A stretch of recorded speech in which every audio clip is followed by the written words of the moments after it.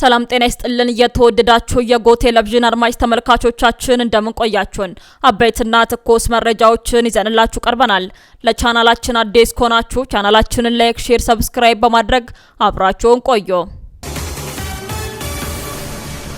ዶክተር ኢሳያስ ካሳ የኢትዮጵያ ልማት ባንክ ፕሬዝዳንት በመሆን ተሾመዋል። መንግስታዊው የኢትዮጵያ ልማት ባንክ ዶክተር ኢሳያስ ካሳን የባንኩ ፕሬዝዳንት ሆኖ መሾሙን አስታውቋል። የኢትዮጵያ ካፒታል ገበያ ባለስልጣን ምክትል ዳይሬክተር የነበሩት ዶክተር ኢሳያስ ለአንድ ዓመት የባንኩ ፕሬዝዳንት በነበሩት ዶክተር እመቤት መለሰ ምትክ ተሾመዋል። በተጨማሪም የኢትዮጵያ ኢንቨስትመንት ሆልዲንግስ ዋና ስራ አስፈጻሚ የሆኑት ዶክተር ብሩክ ታዬ የኢትዮጵያ ልማት ባንክ ሰራተኞች የዳይሬክተሮች ቦርድ ሰብሳቢ መሆን መሾማቸውን ባንኩ ገልጿል።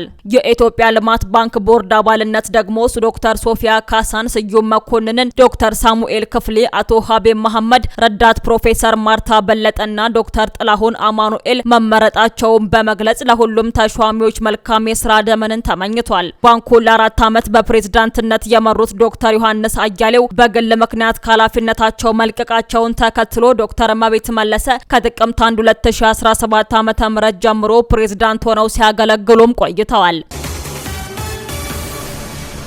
አሸዋ ጭኖ ሲጓዝ የነበረ ከባድ የጭነት ተሽከርካሪ ባደረሰው አደጋ የአንድ ቤተሰብ አባላት የሆኑ 4 ህጻናትና የአሽከርካሪው ህይወት ማለፉ ተገለጸ።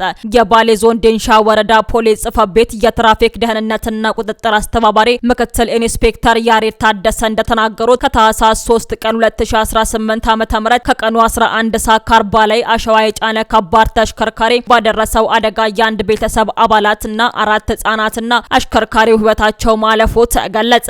የሰሌዳው ቁጥር ኮድ 352420 ኢቲ የሆነ ዮዴ የጭነት ከባድ ተሽከርካሪ ከአሶሳ ከተማ አሸዋ ጭኖ ወደ ባሌ ዴንሾ ወረዳ ሀዋ ቀበሌ በተባለ ስፍራ መንገዱን ስቶ የሰው ግቢ ውስጥ በመግባት 3 ወንድና 1 ሴት ልጅን ጨምሮ በአጠቃላይ 4 የአንድ ቤተሰብ አባላት ላይ ባደረሰው አደጋ አሽከርካሪውን ጨምሮ የ5 ሰው ህይወት ማለፉ ተገለጸ።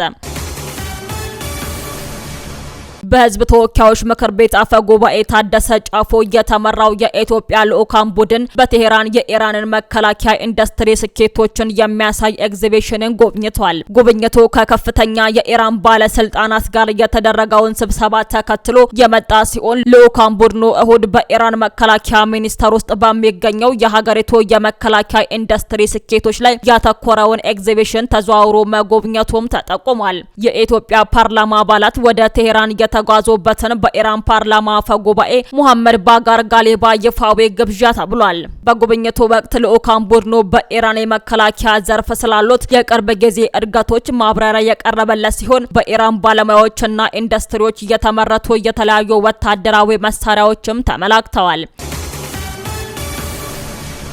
የሱዳን ፈጥኖ ደራሽ ጦር ቀጠናውን እየረበሸ ነው ሲሉ ፕሬዝዳንት ኢሳያስ አፈወርቂ ተናገሩ። የኤርትራው ፕሬዝዳንት ኢሳያስ አፈወርቂ ወደ ሳውዲ አቅንተው ከሳውዲው አልጋ ወራሽ መሐመድ ቢን ሳልማን ጋር ውይይት ማድረጋቸውን ተከትሎ ለአንድ ሚዲያ በሰጡት ቃለ ምልልስ የሱዳን ፈጥኖ ደራሽ ጦር ከበርካታ ሀገራት የጦር መሳሪያ እየጎረፈለት ይገኛል ያሉ ሲሆን ይህ ኃይል ለሱዳን እንዲሁም ለቀጠናው ከባድ ስጋት ደቅኗል ሲሉ መናገራቸውን ተመላክቷል። ፈጥኖ ደራሽ ጦሩ በሱዳን ሲቪሊያንን እየገደለ ነው፣ አስገድዶ መድፈር እየፈጸመ ነው።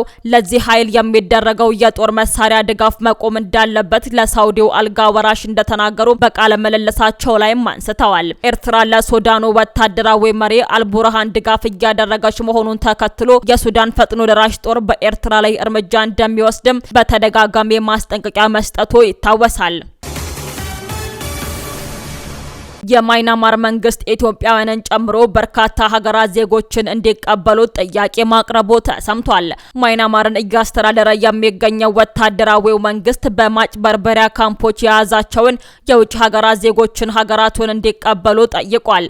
በቅርቡ በታይላንድ ድንበር አካባቢ በተደረጉ ዘመቻዎች በርከት ያሉ የውጭ ሀገር ዜጎች መያዛቸው ሲታወስ እነዚህን የያዛቸውን ለመቆጣጠርና ለማስተዳደር ስለተቸገረም የዜጎቹ ሀገራት በተቻለ ፍጥነት ቶሎ እንዲቀበሉ ማይናማር ጠይቃለች። ማይናማር ዘመቻው ባለፈው ጥር ከተጀመረ ወዲህ 47 ሀገራት የተውጣጡ 13272 የውጭ ሀገራት ዜጎችን መያዟን ስትገልጽ አብዛኞቹ ወደ ሀገራቸው ተመልሰው አሁንም 1655 ያህሉ እዛው እንደሆኑም ገልጻለች። ከተቀሩት መካከል ከ500 የሚበልጡ የቻይና ዜጎች ሲሆኑ ከ100 እስከ 300 የሚደርሱ የኢትዮጵያ ዜጎች እንዲሁም የቪየትናም፣ የኬንያ፣ የኢንዶኔዥያና የህንድ ዜጎችም እንዳሉ ማይናማር አስታውቃለች። ማይናማር አብዛኞቹ ወደ ሀገራቸው ያልተላኩ የአፍሪካ ሀገራት ዜጎች ሀገራቸው በታይላንድም ይሁን በማይናማር ኤምባሲ ስላለው ነው ብላለች። ማይናማር በአመት ከ40 ቢሊዮን ዶላር ለወንጀለኛ ቡድኖች የሚያስገኝ የማጭበርበሪያ ካምፖች መፍለቂያ ስትሆን ኢትዮጵያን ጨምሮ የበርካታ ሀገር ዜጎች ተታለው በካምፖቹ በግዳጅ እንዲሰሩም ይደረጋሉ ተብሏል። የኤርትራ መንግስት ካለ ፍርድ ለአመታት ያሰራቸውን የክርስትና እምነት ተከታዮችን መፍታቱ ተሰምቷል። የኤርትራው መንግስት በሀገሪቱ ውስጥ እውቅና ከተሰጣቸው የክርስትና እምነት አብያተ ክርስቲያናት ውጪ አባል በመሆናቸው ለአመታት ታስረው የቆዩ ወደ 98 የሚጠጉ ሰዎችን መልቀቁን ምንጮች ተናግረዋል። ለአመታት ካለ ፍርድ ቤተ ውሳኔ በእስር ቤት ያቆያቸውን እስረኞች የፈታው ባለፈው ሳምንት መሆኑን በሀገር ውስጥና በውጭ ያሉ ዜጎች ተናግረዋል። ባለፈው ሳምንት ሐሙስ የፕሬዝዳንት ኢሳያስ አፈወርቂ መንግስት ከመካከላቸው 20 ሴቶች የሚገኙበትን 36 አማኞችን በዋስ ከስር መልቀቁም ተገልጿል። ከተለቀቁት መካከል አብዛኞቹ ማይስርዋ በተባለ እስር ቤት ውስጥ ከ5 ዓመታት በላይ በመደበኛ ክስ ሳይመሰረትባቸው እንዲሁም ፍርድ ቤት ሳይቀርበው በእስር ላይ ቆይተዋል። በተጨማሪ ምንጮች እንዳሉት ሌሎች 17 እስረኞች ባለፈው አርብ ከእስር ቤት እንዲወጡም ተደርገዋል። ከ2 ሳምንት በፊት ደግሞ ለ3 ዓመታት ካለ ፍርድ እስር ላይ የቆዩ 16 ሴቶችን ጨምሮ 26 ሰዎች ከስር ተለቀዋል። ቀደም ሲል ደግሞ 19 ሰዎች ከረን ውስጥ ከሚገኝ እስር ቤት መለቀቃቸውን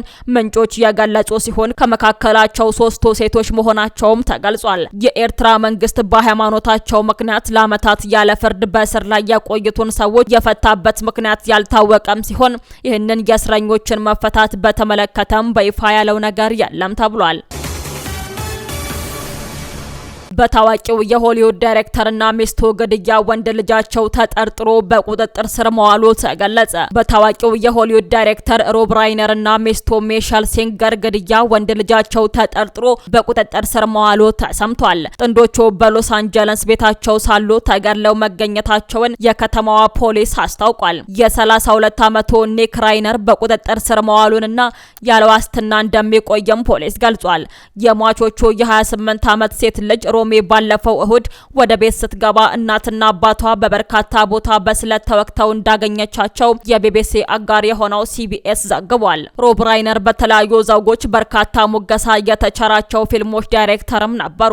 የ78 ዓመቱ ሮብ ራይነር እና የ68 ዓመቷ ሚሼል እሁድ ዕለት ከሰዓት መሞታቸውን የአደጋ ጊዜ ሰራተኞች አረጋግጠዋል። ፖሊስ እንዳለው ኒክ ራይነር ከግድያ ከሰዓታት በኋላ ነው በቁጥጥር ስር የዋለው። ውድ አድማጭ ተመልካቾቻችን ለሰዓቱ ያዘጋጀንላችሁ መረጃዎቻችን እነዚህን ይመስሉ ነበር። አብራችሁን ስለነበራችሁ ከልብ እናመሰግናለን። በያላችሁበት ሰላም ቆዩን።